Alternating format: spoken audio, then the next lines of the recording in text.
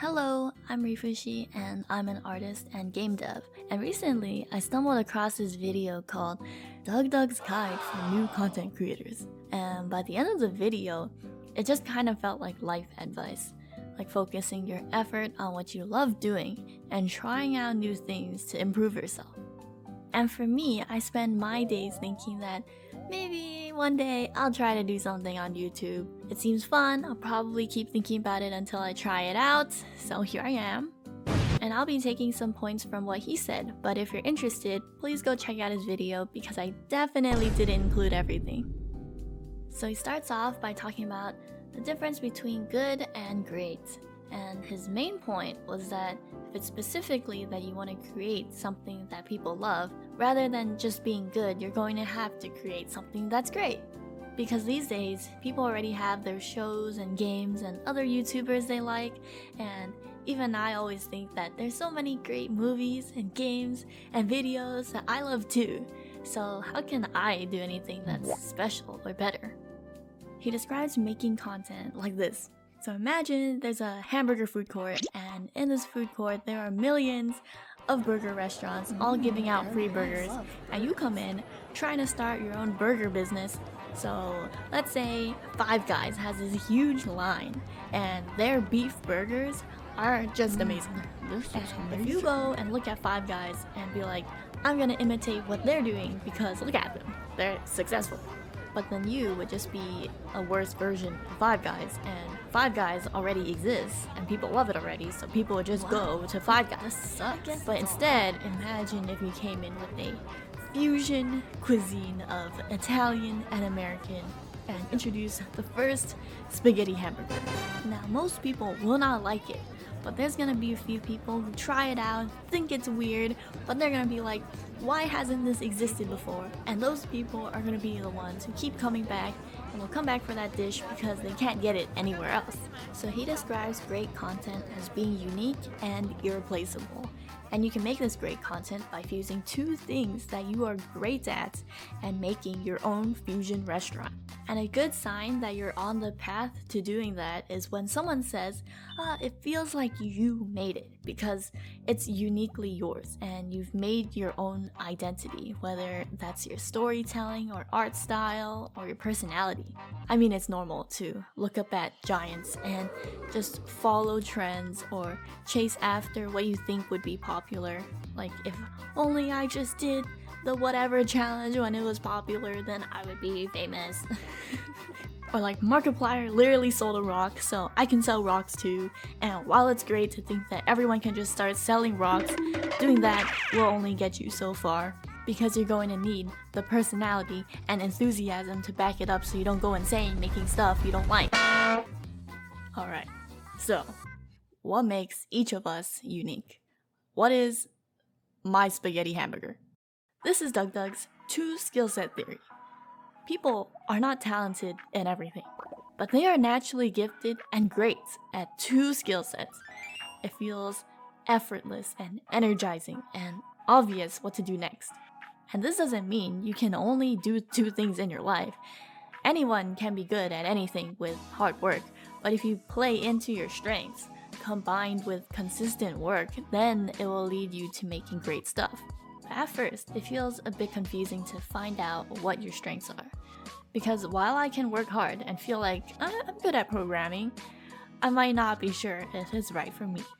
Or there might not be anything that I think I'm particularly good at. And he didn't specify this, but I feel like it's about recognizing at which points of your life did you have the most fun. And to find out your skill sets, he says to list out all the activities you do in your life and why you like them. Then group them together, find some themes, and that will represent your skill set. Okay, so here's mine.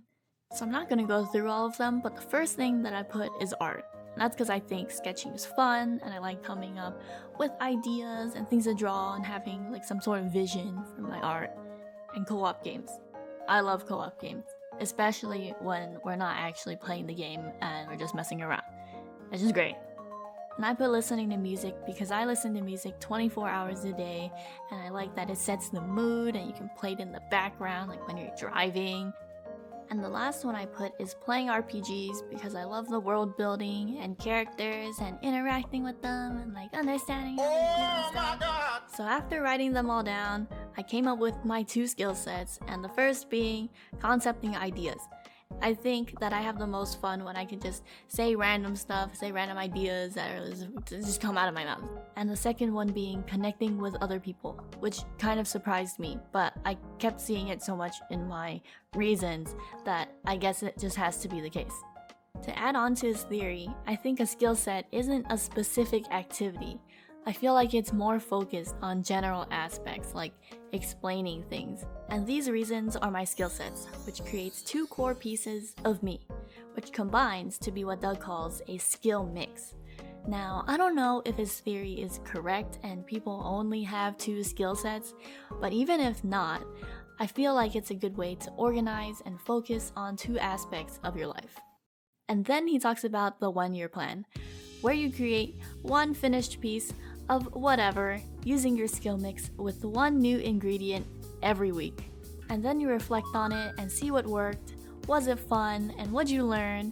And I literally have no idea what I'm going to make or do with these skill sets, but this is what I'm gonna do. I'm going to make something probably related to art or animation or games once a week, and I'll keep a journal of reflections for 1 year. I might post that whatever I make online, but I'll put the journal online somewhere, maybe like on a blog or something. Okay, so here's some reminders when thinking about quitting or giving up. It's really rough when you feel like your work wasn't what you're expecting and you want it to be perfect, and when you don't get that immediate feedback that you might be expecting. It takes a lot of time and it's pretty discouraging. And I get discouraged by little things pretty easily, and oftentimes I lose hope in myself in achieving my dreams, and I start to wonder what meaning I have anyway. But I think that one day I'll be able to see all my efforts and it will all have been worth it, so that's why I still try my best when I can. All I can do is just show up and cook more burgers and experiments until they're amazing. A TLDR, my dream is to find out what I like and don't like and inspire others to find their own hopes and dreams with my art. And even if I can't do this as a career, or even if I find out I don't even like posting content online, I think it's great that I can just explore my interests and improve myself.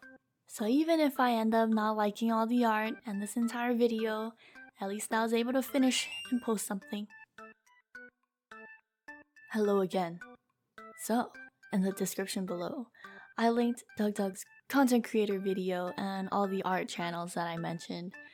I also listed a bunch of comfort videos and shows that helped me feel a bit better at different points in my life, so I can refer back to, and maybe you might like them too. Also, thank you for watching this video. I'll see you sometime later. What am I saying?